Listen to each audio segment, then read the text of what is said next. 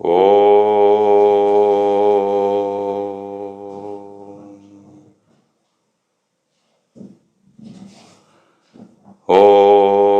Bhadram Karne Vishrunuyaama Devaha Bhadram Pashye Makshabhirya Chatraha Sthirairangeishtushtuvagum Sastanubihi Vyashema Devahitan Yadayuhu. Om Shanti Shanti Shanti. Om, all gods, may we hear with our ears what is auspicious. O ye adorable ones, may we see with our eyes what is auspicious. May we sing praises to ye and enjoy with strong limbs and body the life allotted to us by the gods. Om, peace, peace, peace. Om Stapakaya cha dharmasya Sarva Dharma Swarupine Avatara Varishtaya Ramakrishnaya Te Namaha. Om. Salutations to Sri Ramakrishna, the establisher of spiritual essence of Dharma. Salutations to him whose life is the true essence of all dharmas, who is an incarnation in whose life spirituality manifested itself with the widest expanse and deepest depth at the same time. I offer my salutations to you, O Sri Ramakrishna, again and again.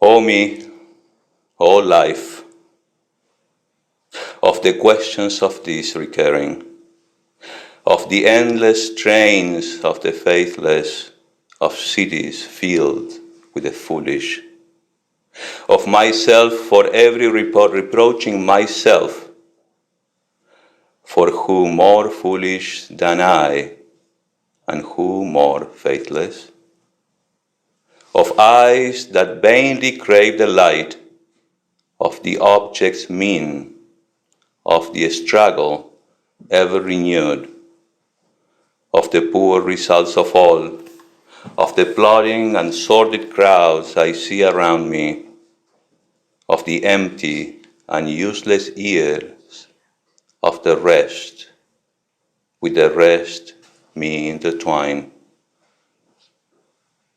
The question, O me, so sad recurring, what good amid these, O me, O life? The answer, that you are here, that life exists, that you exist, an identity, your real identity, that the powerful play goes on and you may contribute a verse. Walt Whitman. Good morning, everyone. Were you familiar with this poem? No? Beautiful. Walt Whitman is an American war poet. He is regarded as one of the America's most significant 19th century poets.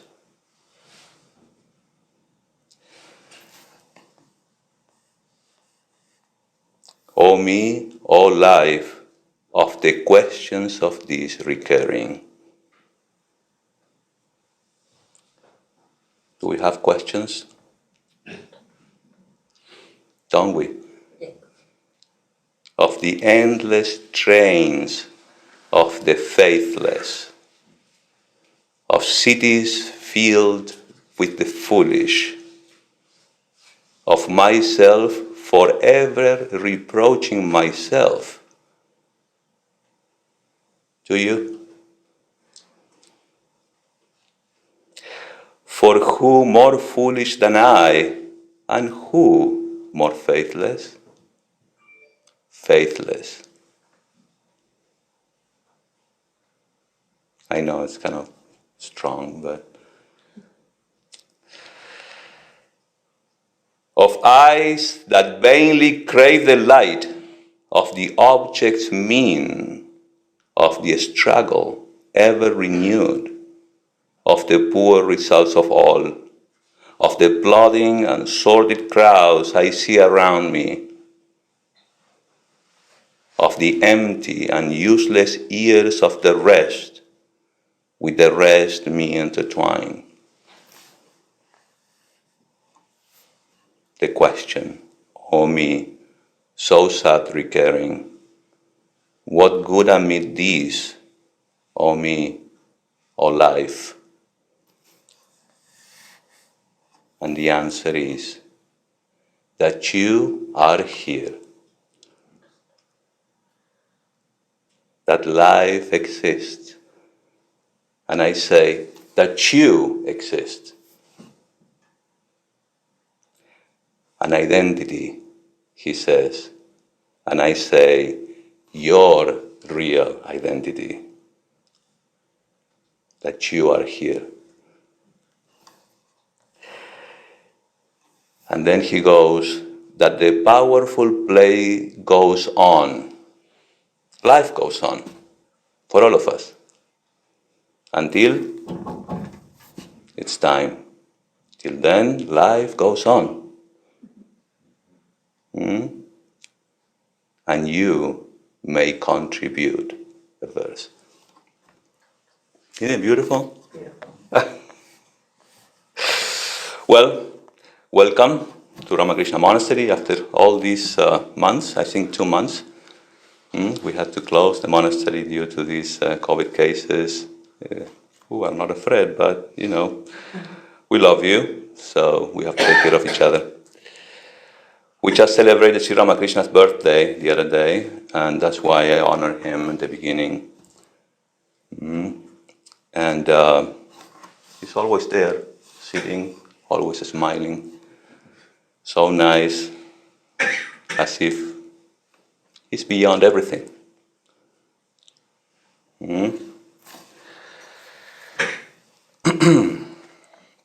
As if he were beyond what's going on in our world today.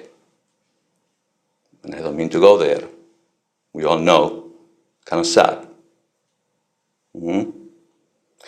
But he looks happy. Serenely happy.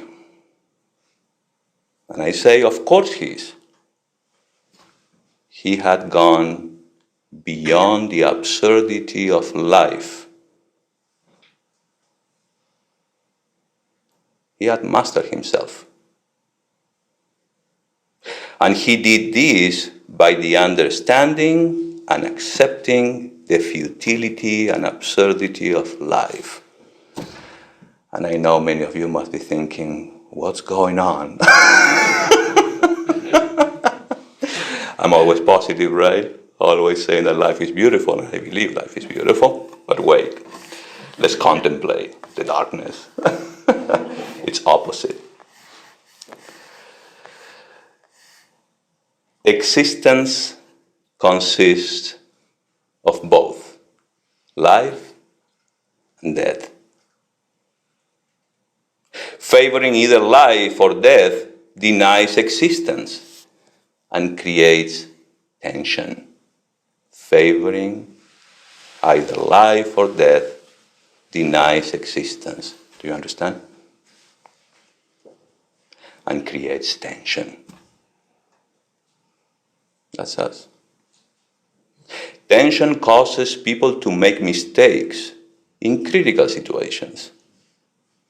Mistakes are far more deadly than existence itself. 30% of the people love life and fear death. Another 30% prefer death and avoid life. Oof. Another 30% fear both life and death. 90% of the people suffer the tension that comes from ignorance of how polarides work. Even though life and death are opposites, they are inseparable. Preferences are futile.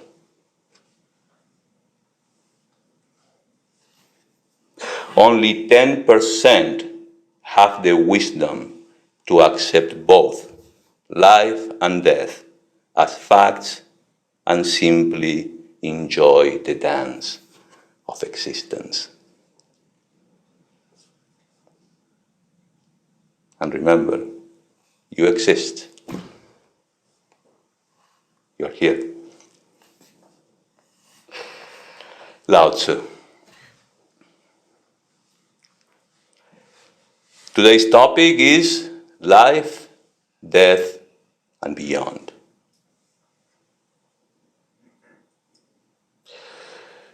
Because with the growth of life is sown simultaneously the seed of death.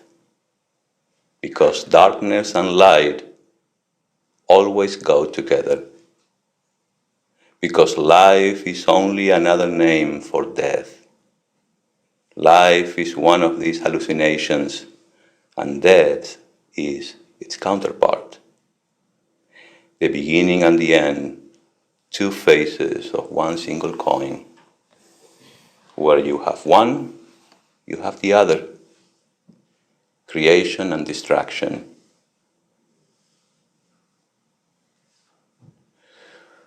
When we will to live, we must die.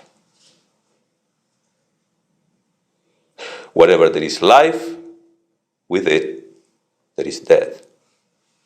Life is the shadow of death, and death the shadow of life. I ask you, have you accepted this already?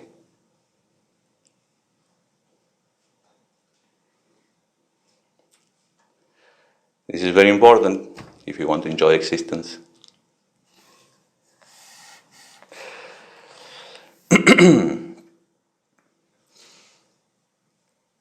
I know this makes us feel a little uncomfortable,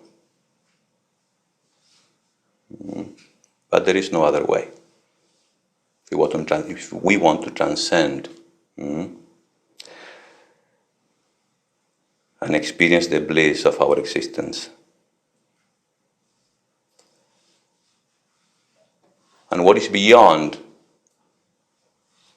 Because apparently there is a beyond.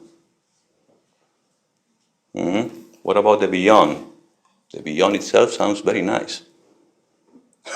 Do we know anything?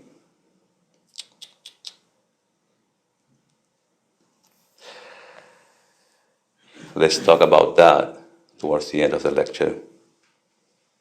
Maybe if we take care of our life, our present moment, our capacity to make a decision, our capacity to stay aware of our existence and presence, the beyond might take care of itself in the end.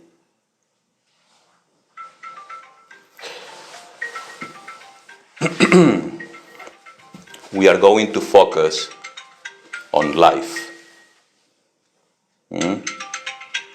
That's okay. It happens. That's all right. We are going to center our attention on life, because that's all we have. And that sounds good to me.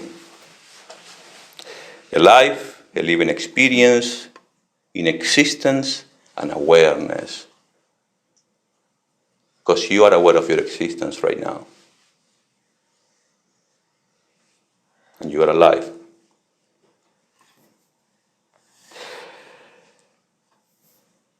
There are certain aspects of our life that we have no control of. But there are others that we certainly do. Whatever depends on us is usually powered by our decisions. The rest of our life is what it is. We call it the law or nature. Swami Dhyanayogananda calls it a statement of facts as they are. We can't change it. It keeps changing. We can't change the changeless. It keeps changing. It keeps moving. So what is that is up to us? To accept it.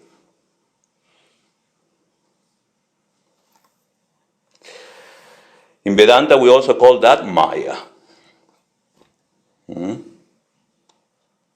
It is what it is, and we should be able to make the most out of it. We should be smart or smarter.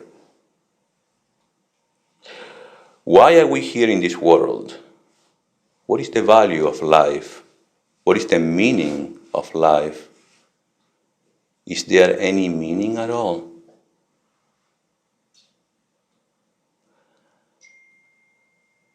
I'm sorry, I'm going to make you feel a little uncomfortable. But I like this. Sometimes when we move a little bit away from our comfort zone, we get triggered. And then is when we are called to think a little bit. Have you ever heard of Albert Camus? He's a French philosopher, author, and journalist. He was awarded in 1957 the Nobel Prize in Literature at the age of 44, the second youngest recipient in history. Albert Camus grew up surrounded by violence. He lost his father in the First World War and was deemed unfit to fight in the Second, battling tuberculosis in France and confronting the war's devastation as a resistance journalist. Camus grew despondent. He couldn't fathom any meaning behind all this endless bloodshed and suffering. He asked if the world was meaningless. Could our individual lives still hold value? Many of Camus' contemporaries were exploring similar questions under the banner of a new philosophy. You heard of it, Existentialism. Existentialists believe people were born as blank slates, each responsible for creating their life's meaning amidst a chaotic world. But Camus rejected their school of thought. He argued all people were born with a shared human nature that bonded them towards common goals. One such goal was to seek out meaning. Despite the world's arbitrary cruelty, Camus viewed humanity's desire for meaning and the universe's silent indifference as two incompatible puzzle pieces and considered trying to fit them together to be fundamentally absurd. This tension became the heart of Camus' philosophy of the absurd, which argued that life is inherently futile.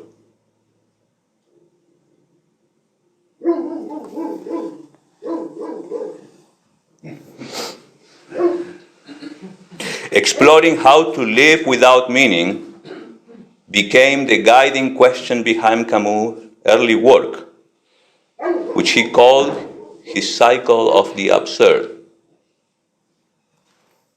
If life is truly meaningless, is committing suicide the only rational response? Camus' answer was emphatic. No. Was an emphatic no. There may not be any explanation for our unjust world, but choosing to live regardless is the deepest expression of our genuine freedom. Did you follow? I'm sorry. Isha. If life is truly meaningless, is committing suicide the only rational response? Of course not. There may not be any explanation for the unjust world. See what's going on. But choosing to live regardless is the deepest expression of our genuine freedom.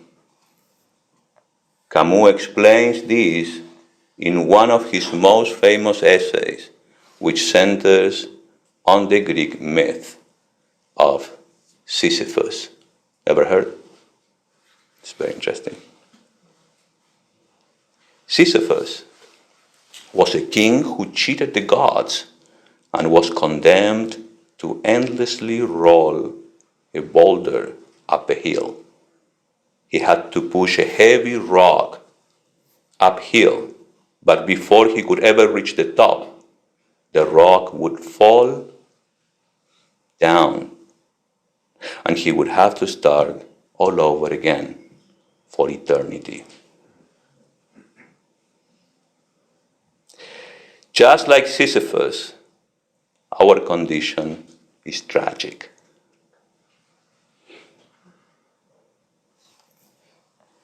Camus somehow saw this absurdism of life as a silver lining that since life offers no meaning, we human beings have the power to create our own meaning for whatever that may be.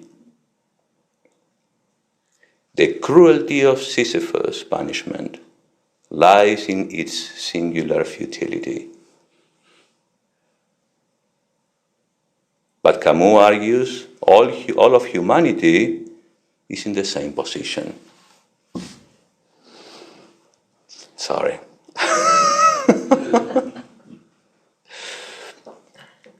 But if we sit down and observe, what is that we have? Do we have questions? Yes. Do we have answers? What do we want? We want to control everything. But who wants to be a god? It would be boring. Seriously. If you're in control of everything, wouldn't you get bored after a while? We need surprises.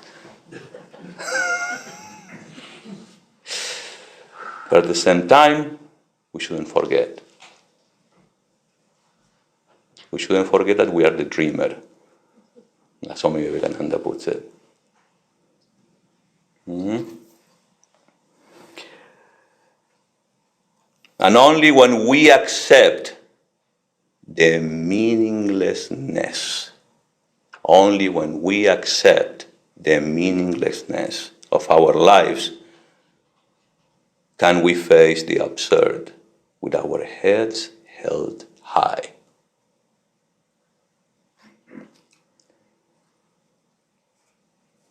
Why wouldn't we? All of our lives expecting for the bad to end. Is it going to end? For wars to stop? Where there is one, there is the other.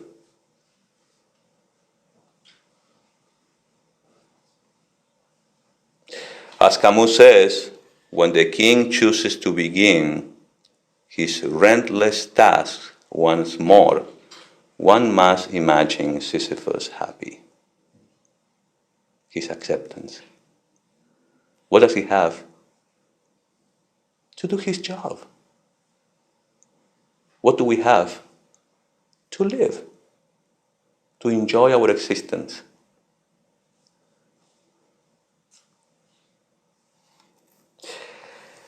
Camus' contemporaries were not so accepting of futility. Many existentialists advocated for violent revolution and append systems that they believed were depriving people have agency and purpose. Camus responded with his second set of work, The Cycle of Revolt. He explored rebellion as a creative act rather than a destructive one. Albert Camus believed that inverting power dynamics only lead to an endless cycle of violence. An eye for an eye. Instead, the way to avoid needless bloodshed is to establish a public understanding of our shared human nature. Ironically, it was this cycle of relatively peaceful ideas that triggered his fallout with many fellow writers and philosophers. They disagree. Despite the controversy, Camus began to work on his most lengthy and personal novel, an autobiographical work entitled The First Man. This is very nice. The novel was intended to be the first piece in a hopeful new direction, the cycle of love. But in 1960, ironically, Camus suddenly died in a car accident that can only be described as meaningless and absurd. I think he got it. We almost. We missed it, just for a little bit. He figured it out. It was through love. While the world never saw his cycle of love, his cycles of revolt and absurdity continue to resonate among readers today. And this is something that also resonated with me. Because what Camus says is rebel, be in charge, find meaning. And so says Vedanta.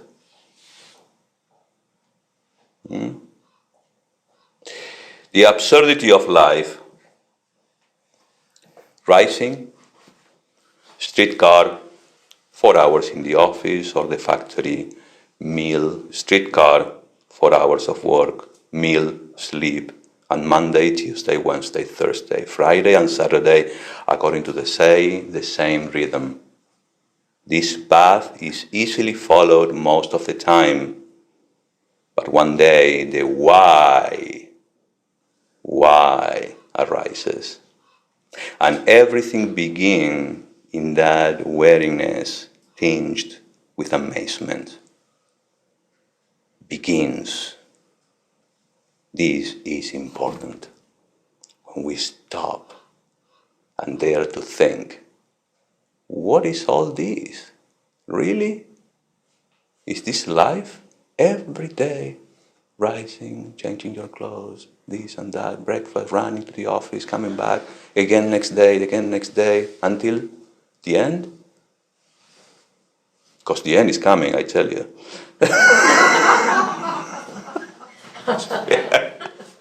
Acceptance.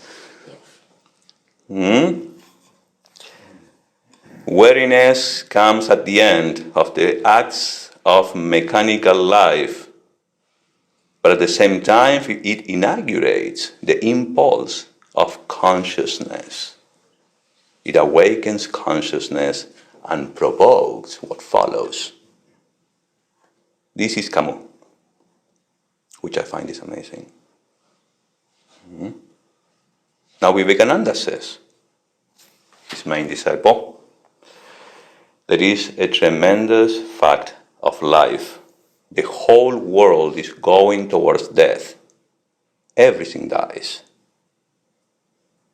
All our progress, our vanities, our reforms, our luxuries, our wealth, our knowledge have that one end, death. That is all that is certain. Cities come and go, empires rise and fall, planets break into pieces and crumble into dust, to be blown about by the atmospheres of other planets. Thus, it has been going on from time without beginning. Death is the end of everything. Death is the end of life, of beauty, of wealth, of power, of virtue too. Saints die and sinners die. Kings die and beggars die too. They are all going to death, and yet this tremendous, we, I would say, are all going to die. And yet this tremendous clinging on to life exists. It's natural. We get so identified, so attached to it. It's actually beautiful. Just to experience the moment of this existence. Who wouldn't get attached to the beauty? Hey, children, to try to remedy evil is not the true way. Vedanta teaches that evil and good are eternally conjoined, the obverse and reverse of the same coin. If you have one, you must have the other. A wave in the ocean must be at the cost of a hollow. Elsewhere, nay, all life is evil if we judge with our eyes. This is reasoning, just like Camus. We only obey nature's law in order to be outlawed, beyond law. The whole struggle of life is not to obey. That is what Vedanta teaches. It does not propose any slipshod remedy by covering wounds with gold leaf, and the more the wound festers, putting on more gold leaf. This life is a hard fact. Work your way through it boldly. Though it may be adamantine, no matter, the soul is stronger. And here he is emphasizing something that I'm going to put a lot of emphasis today. I noticed that our Krishna Prana is discussing the same topic, which is faith. Faith in ourselves.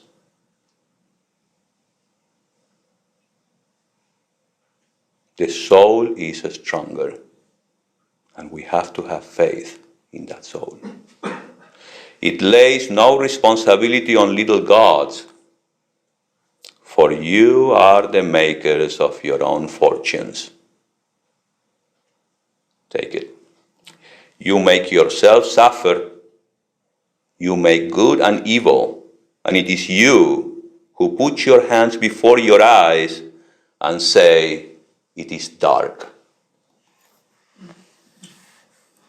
Take your hands away and see the light. You are effulgent. You are perfect already from the very beginning.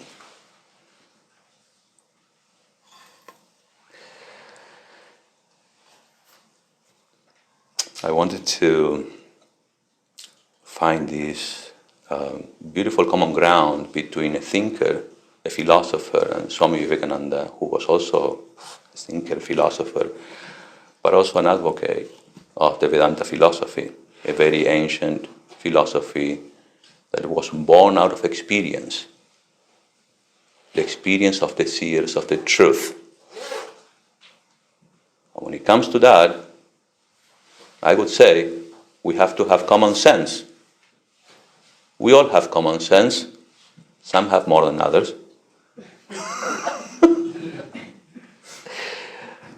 It is rare, they say.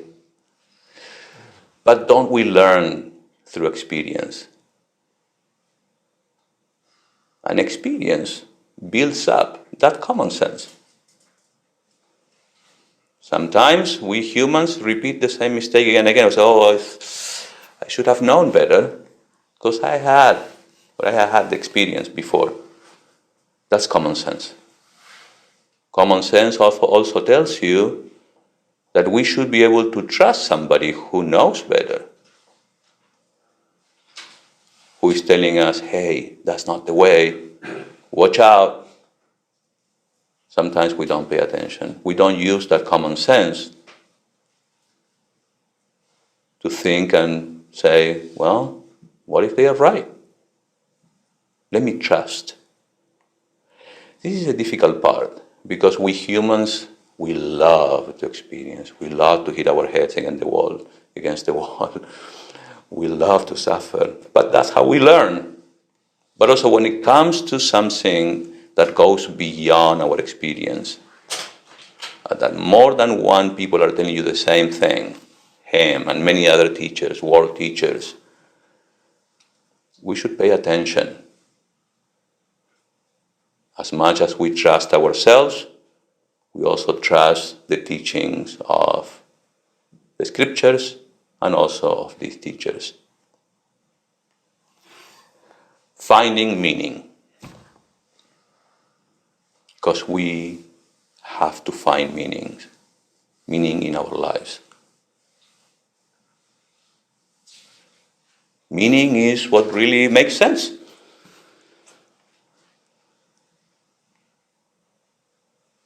Albert Camus stated, I continue to believe that this world has no ultimate meaning.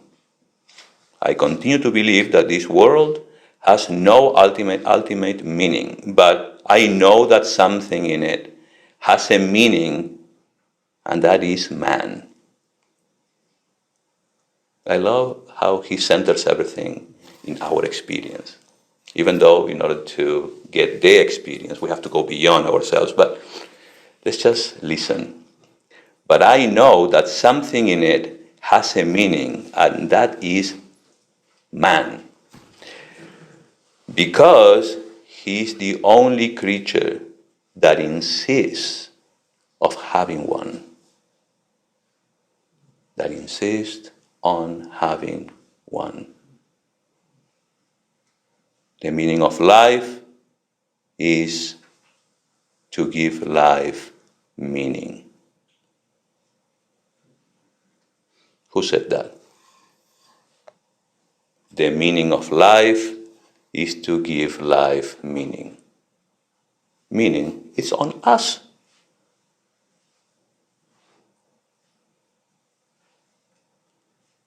We are empowered to give meaning to our lives.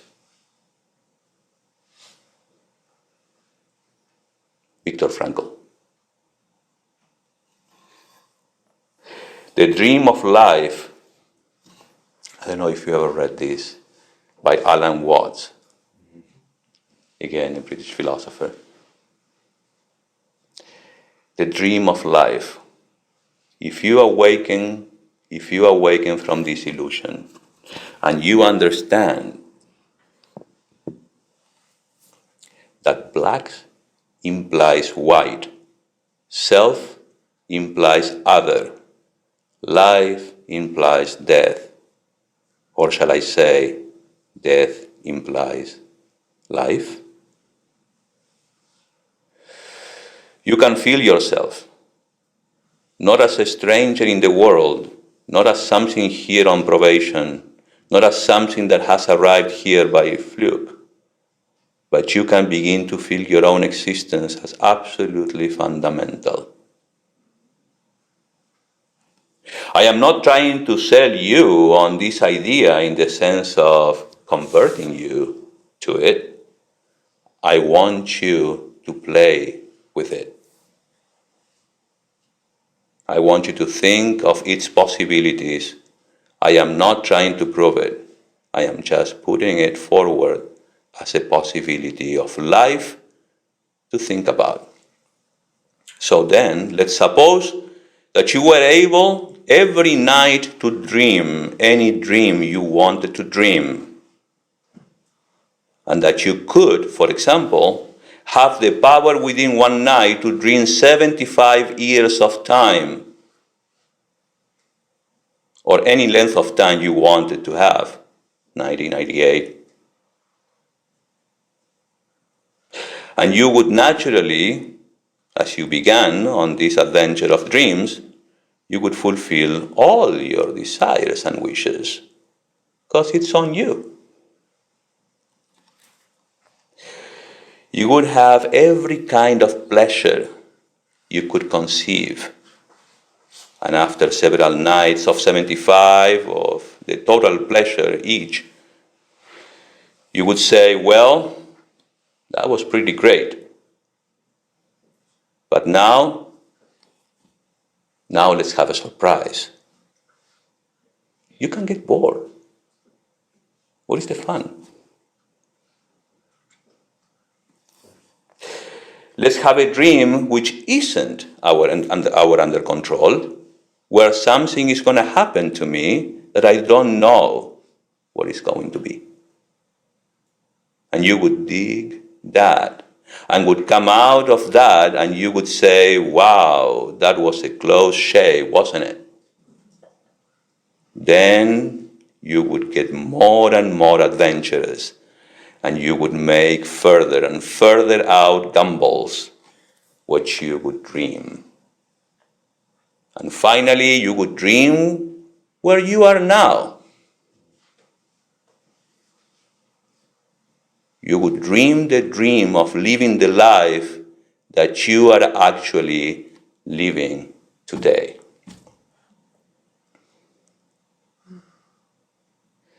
That would be within the infinite multiplicity of choices you would have of playing that you were not the controller, of playing that you were not God. So then, this means that you are not victims of a scheme of things, of a mechanical world, or of an autocrat or autocratic God. The life you are living is what you put yourself into. It was your choice to forget you were gods. Only you don't admit it. That's what happens to us. Because you want to play the game that isn't happening to you. There is no point in going on living unless we make the assumption that the situation of life is optimal. And it makes you realize, you see how great things are. So in this idea that everything is fundamentally the ultimate reality, not God in a politically kingly sense, but God in the sense of being the self, the capital self, the deep down basic whatever there is. And you are all that. Only you are pretending you are not.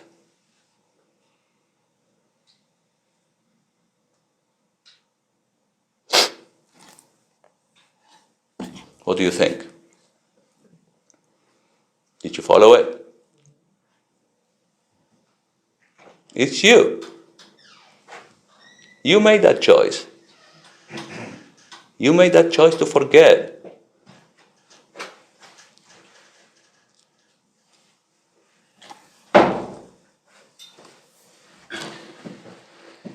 Not God in a politically kingly sense, but God in the sense of being the self, that deep down basic, whatever there is, you are all that. Only you are pretending you are not. Our existence must have meaning, and it's on us, not on your neighbor. It's on you. You have to find meaning. You have to give meaning to your life. Then only it's worth it.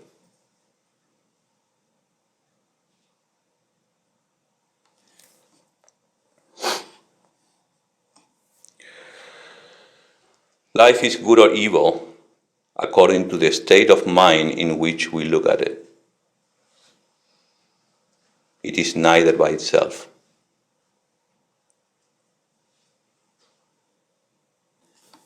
We have to wake up. We have to inquire, what is all this? We need to find real and genuine meaning to our lives. This is not about living for the beyond. Sometimes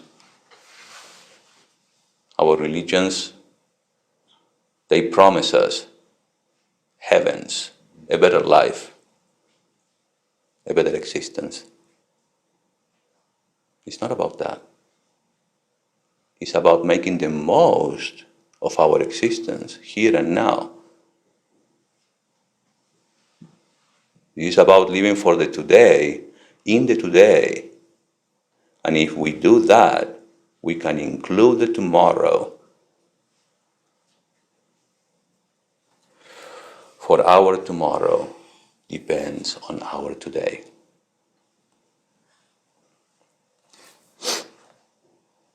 What do I desire?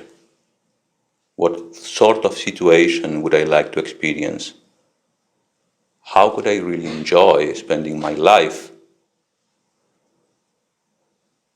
First, we need to be bold and find purpose.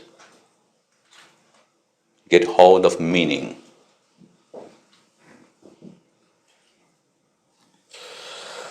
According to Viktor Frankl, it's not pleasure nor success and power that essentially drives people. It is finding something, a purpose, a meaning, to live and even die for. What's the purpose of my life? What's the meaning of all this? One must have a reason to be happy. Once the reason is found, however, one becomes happy automatically. As we see, a human being is not one in pursuit of happiness, but rather in search of a reason to become happy.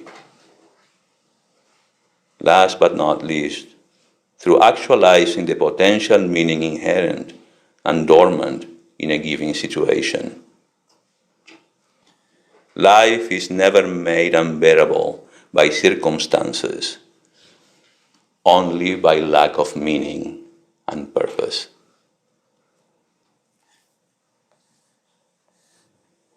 For success, like happiness, cannot be pursued. It must be ensued.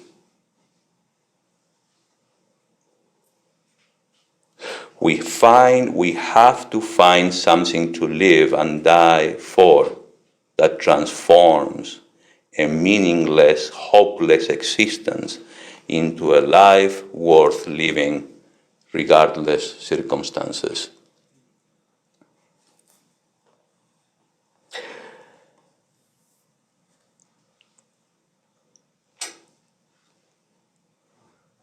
Like Camus, in the end, Viktor Frankl concludes that the salvation of man is through love and in love. Sri Ramakrishna says the goal of life is to love God. The one goal of life is to cultivate love for God. The one purpose of life is to know God. The one purpose of human life is to attain devotion to God and spiritual illumination. Otherwise, life is vain and meaningless. Now, here, from earthly and short-term goals, we are jumping to the highest. That is to make contact with our reality, our true inner self, which is within us. The highest thought we can conceive with our human minds, we call it God.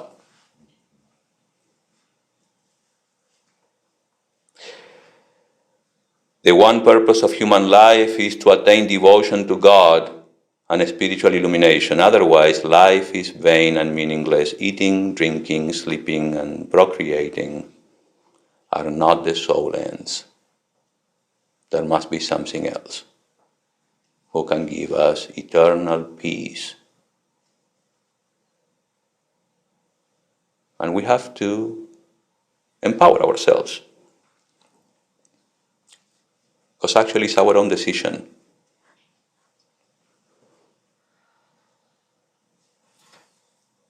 Now, it is true that in order to live a meaningful life, a life with a purpose that will help us overcome the futility and absurdity of life, it is true that we need courage.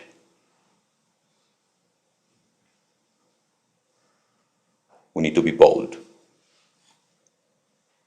We need something very powerful that in our scriptures is called Shraddha, faith.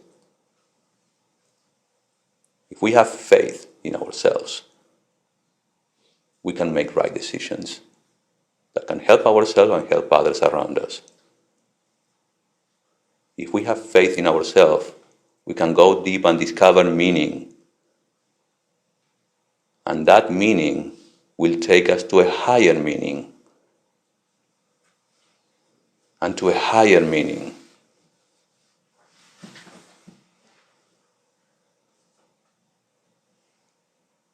Contraction is life, not. Life is expansion, and contraction is death.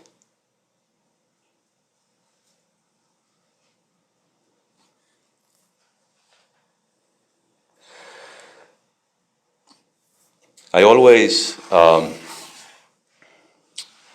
we read Vedanta and the teachings from Vivekananda, we find that Advaitic power of his Advaitism. Oh, I am that self. Nothing really matters. I exist, that kind of thing. I am the Atman, I am the self. But then you can see him suffering if you read his life and going through so much struggle for something he believed in.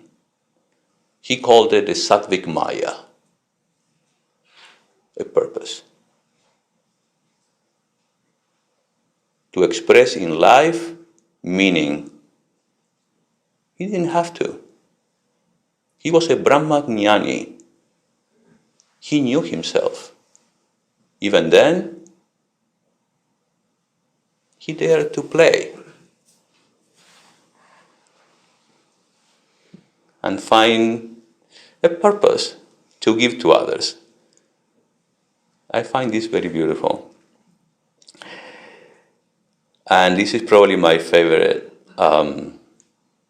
quote. He says, "My mission in life is to rouse a struggle in you." My favorite quote will come later. Whether you are an Advaiting, whether you are a qualified monist or a dualist, it doesn't matter much. But let me draw your attention to one thing which, unfortunately, we always forget. That is, oh man, have faith in yourself. We are ever free if we would only believe it, only have faith enough. You are the soul, free and eternal, ever free and ever blessed. Have faith enough, and you will be free in a minute.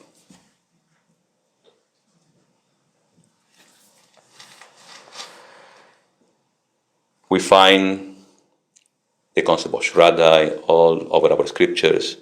In the Bhagavad Gita, Sri Krishna puts a lot of emphasis. A man without Shraddha has no life. Not in this world, neither in this world, nor in the next. He also doesn't have happiness because he's always suspicious. Suspicious of himself, has no faith in himself, have no faith in others, has no faith in God, what we call God, and in the message of those who experience the truth. So he's lost, like a walking dead.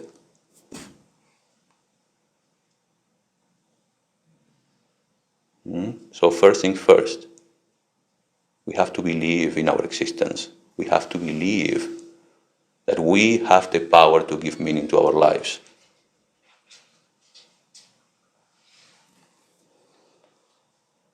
Then what is the value of life? Vivekananda says, is to give us experience.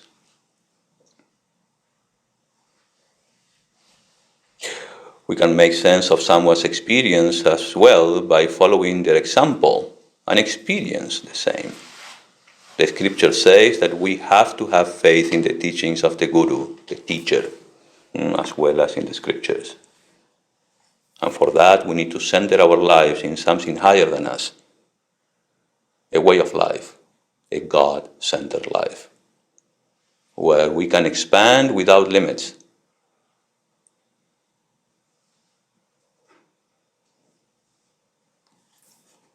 Why not? We can create meaning and purpose on it by having compassion and understanding that we are all in the same place, all put in the same bag. Like Camus says, that we can help each other. The ultimate goal of life is to love, and we can truly love when we transcend ourselves, when we sacrifice ourselves as a center of our lives.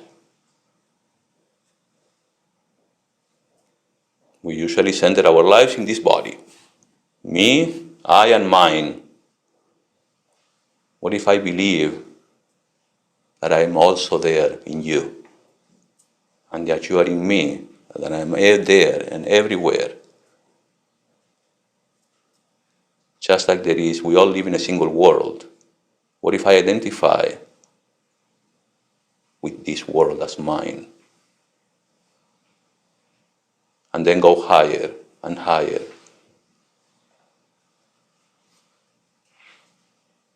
Try.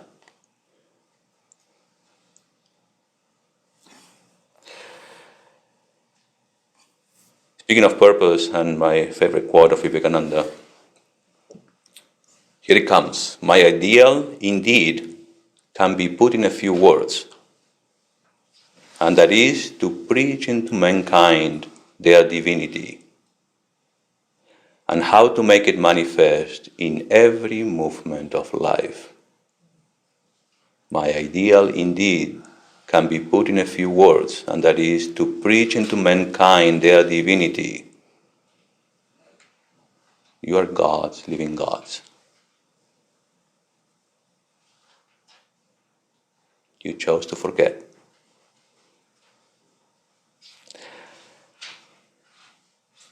To preach into mankind their divinity and how to make it manifest in every movement of life. We have to spiritualize, to give meaning to every single thing we do and we experience with our senses. We are in charge of ourselves. We can do that. We cannot rely on anybody else. It's our own, again, decision.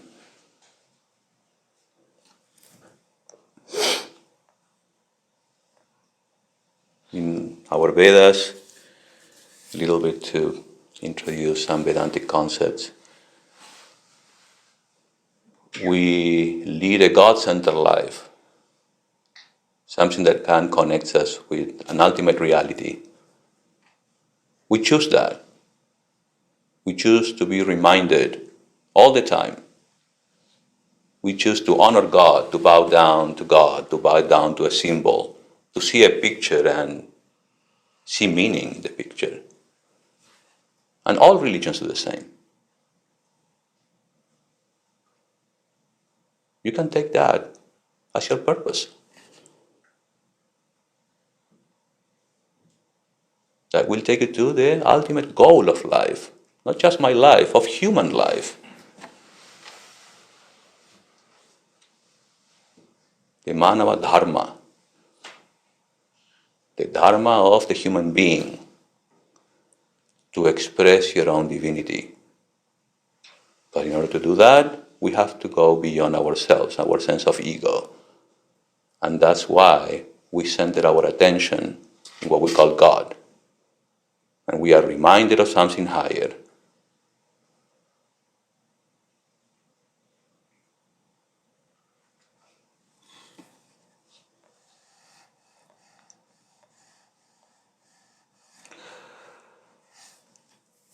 The Vedas, the Vedanta, our scriptures prescribe lots of disciplines. Lots of disciplines. They are called yogas, spiritual practices. We can make up your own too. Whatever helps us to stay mindful. Whatever helps us to stay attentive. To be here and now with yourselves, with your God, in constant prayer. That is a spiritual practice.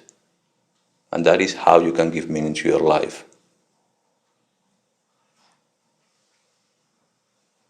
That is how you can expand and express love wherever you are. Not just to a few you're attached to everyone.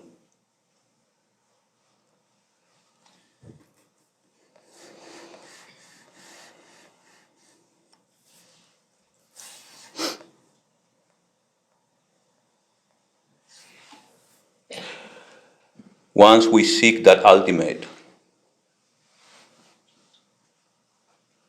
and the more we seek that ultimate, God within us, we realize, we wake up to the fact that God is in our hearts already.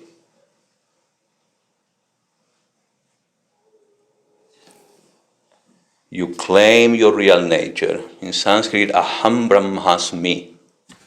I am that. That God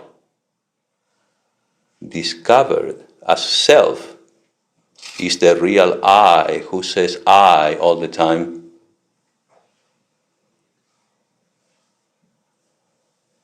In time, with this practice, God dependence will be transformed into self-dependence.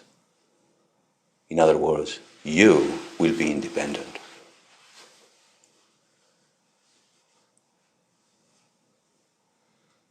You will find there is moksha or freedom of all this futility. You will actually enjoy it as long as you live in this human body.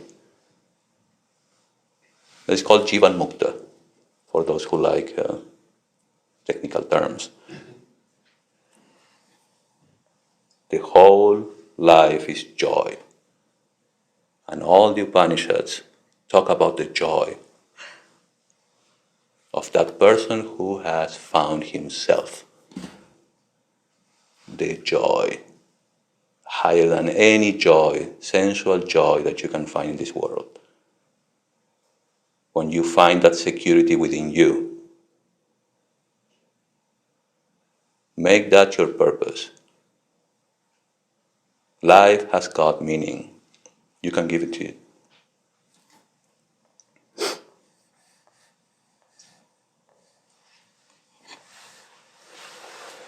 The end of life is a Jivan Mukta, living free. He is a Jivan Mukta, liberated in life, who can live in this world without being attached. He is like the lotus leaves in water, which are never wetted by the water. He is the highest of human beings, nay, the highest of all beings, for he has realized his identity with the Absolute, says Swami Vivekananda. He has realized that he is one with God.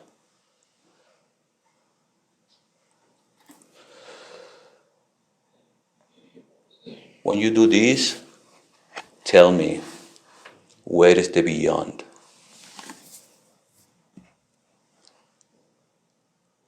If you learn, if you accept to live in the present all the time, who cares about the beyond? When you have found that joy in you,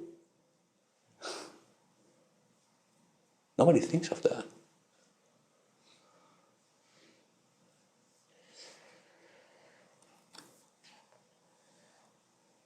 We can transform our lives into a heaven if we are determined to accept heaven here and now. Your thoughts, the thoughts you entertain, is where you are now. Your thought now will determine your next moment. Don't get too tense, it's totally fine. It's all right, slowly. Your thought now will determine your next moment. That's how it works. And so at the end of our lives, it's actually in our scriptures. The Bhagavad Gita, which is a compilation of the teachings of the Upanishads, the experience of the seers of the truth, says so. A dying person's last thought determines the condition of his soul after death. If we can make our life a heaven right now, as I always say, imagine this man who was constantly thinking of God. Where do you think he will go?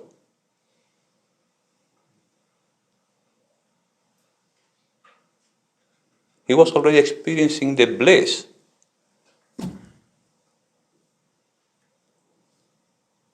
So it's on us. At the time of death, the one who departs, giving up the body, remembering me alone, says the Lord, remembering me alone, he gains my nature. He gains my nature. Regarding this, says Krishna, there is no doubt. I love it. It's so, and you say, you don't question, it's like, amen. I mean, we can think about it, because it happens to us. It's science. Think of it. You entertain thoughts of, I don't feel like doing this. Then what happens? One thing leads to another. If you're optimistic, then one thing will lead to another, too.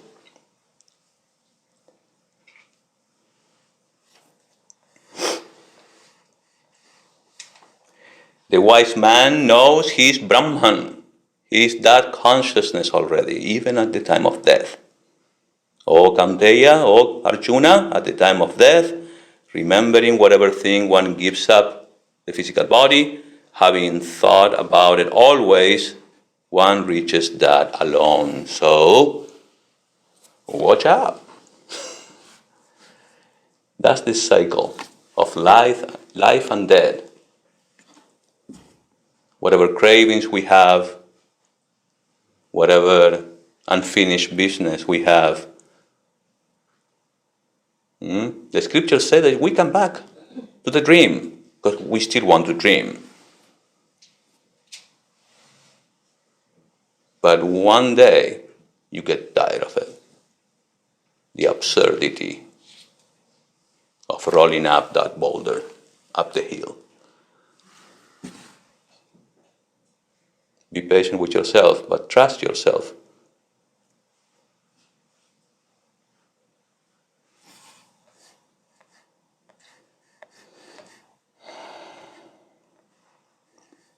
O me, O life, of the questions of this recurring, of the endless trains of the faithless, of cities filled with the foolish, of myself forever reproaching myself, for who more foolish than I, and who more faithless?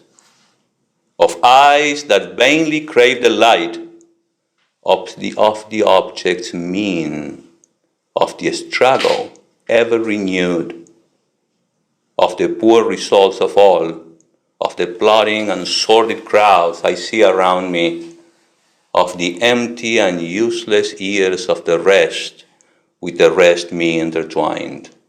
The question, O me, so sad, recurring, what good amid these, O me, O life, that we are here, that life exists, that you exist, and your real identity is a fact of life. Thank you.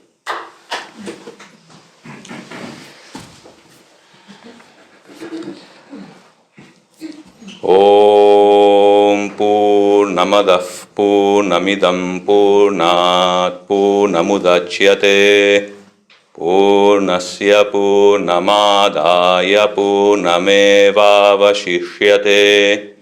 Om Shanti Shanti Shanti. Om, that outer world is Purna, full of divine consciousness. This inner world is also Purna, full of divine consciousness. From Purna comes Purna. From fullness of divine consciousness, the world is manifested. Taking Purna from Purna, Purna indeed remains, because divine consciousness is non-dual and infinite. From the Vedas. Om, peace, peace, peace. Thank you. Do you have any questions? I'm sorry, I forgot about the time, and I forgot about asking you if you have questions before I close. Yes? Thank you, Swami. That was very nice talk. Thank you. Again, reminder for us to find here in this lifetime.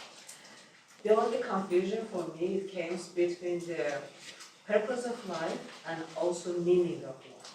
Mm-hmm. For example, Holy Mother, the purpose of her life was service. So was it that meaning of her life too? Of course. Or also, like, for example, if we are a soldier or doing something, is that the purpose of life and that can be the meaning of the life? If you give that meaning, you give the purpose meaning. The purpose should be meaning itself. Mm-hmm. But was it the meaning is coming with the experience? For example, if I had an accident or if I was sick, if I have come with some big illness, is that will be the meaning of my life that I have to understand? Or no, that will be the purpose of my life, that's how I can learn from my experience. Absolutely. The meaning of the life, of your life, you give it to yourself. You can find meaning in your life and you are determined to also execute a purpose. In that purpose, you find meaning and happiness. Also, meaning is the acceptance of the absurdity of life, that no matter what, many things are not in our control. And we cannot expect that even though we have found meaning in our lives, that life will go the way we want it to go.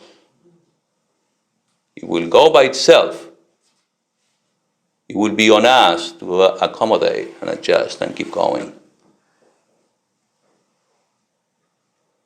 Let us not fantasize here. It's on us, on our constant attitude that we keep renewing as life goes, but without losing sight of what we want to achieve.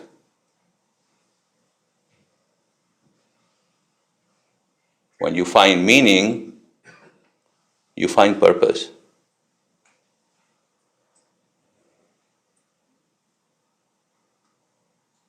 The meaning of helping others. That's what motivates you to keep going, even to give your life if necessary. It means a lot to you. You don't compromise it. Now, what I'm proposing is, apart from that, that is our life, that is beautiful. Have a higher purpose. Have a goal.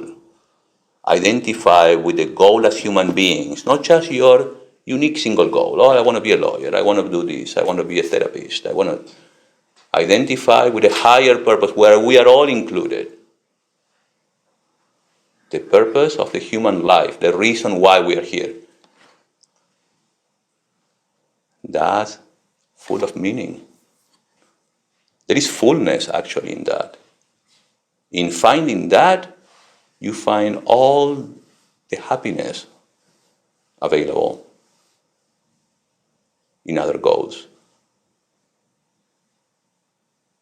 Now, what Vedanta proposes is you keep leading your life. You keep doing, you keep living. Find meaning, find purpose. Oh, I want to do this. I want to center my attention in helping others, or I don't know, whatever goal you have. In that goal, include the ultimate goal, the ultimate meaning.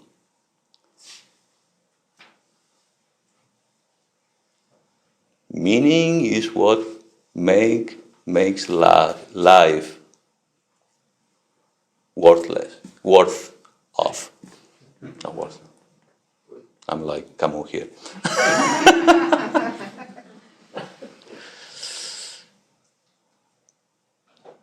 Yes. And so then, at the end, thank you. We must also need to release our attachment to that purpose when we're crossing over, and also the confinement of what we are deeming our God to look like and to be, to really reach where we're intending to get to. Correct. As you have a purpose that includes you and others, in Vedanta we call it the right action. The action that benefits you and others as well. And the more your action benefits others, the more you benefit from it. The more you entertain and engage in these kind of actions or activities in life, the more you will wake up to yourself, to the real purpose of life. Attachments will fall by themselves. But at the moment of death, even, when we are looking at and what we envision to see as what our God is to us, we still have to release that as well, to really... Because you have to connect somehow, even at the last moment, to the ultimate truth. Right. Let me give you an example, which I was actually, as a student and of their lives, you kind of think like, well, they were engaged in purposes, like, giving shelter to a bunch of monks and creating an institution and a monastery that now became a worldwide organization. For what?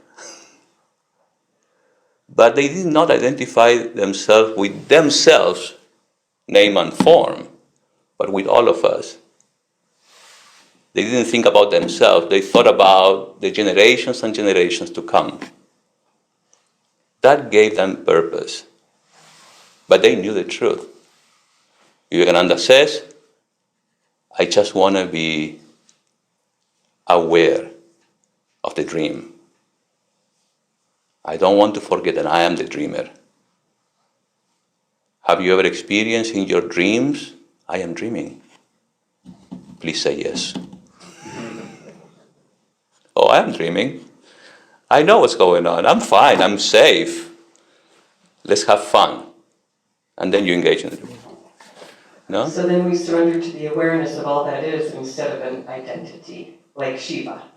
You know, I'm not surrendering to an identity of what I see to be God. I'm surrendering to the awareness of all that is.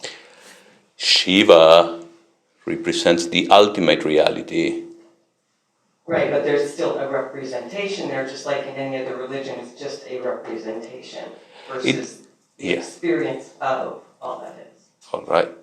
The representation is nothing but a symbol. The principle behind the symbol and the representation is what you feel, what you experience within you. I am bowing down to Shiva, who is a man sitting like, and all dressed up, and he means a lot to me. He's actually God.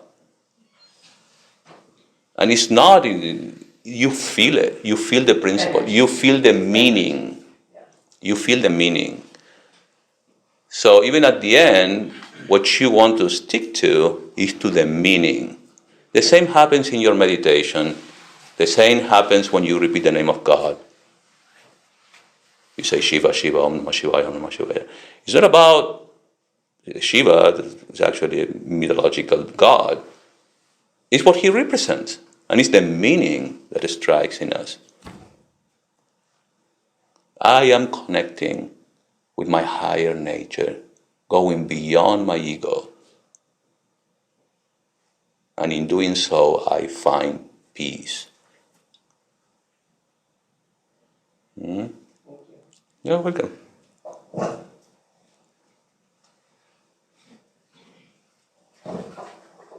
Anybody else? Yes.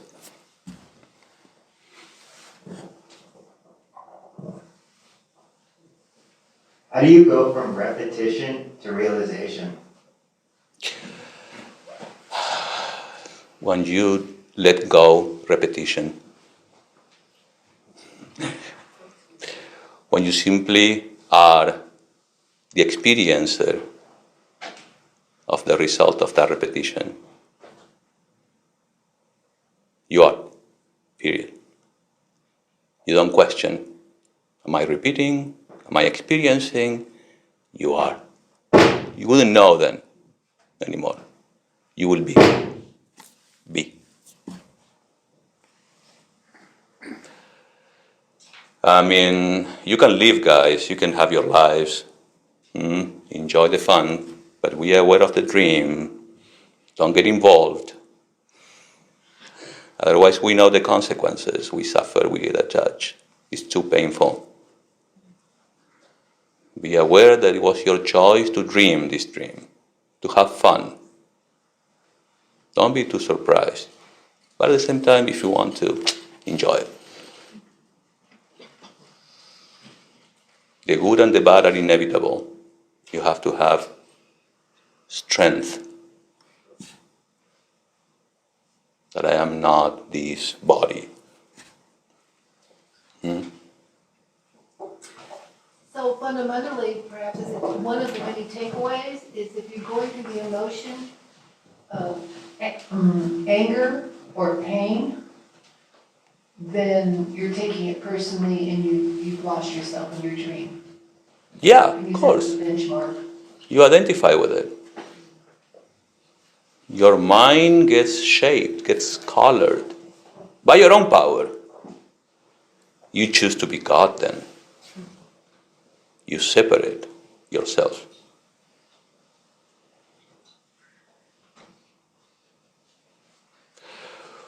When you choose to merge, to surrender, you flow. That's the Tao for you. All right. Jai Ma.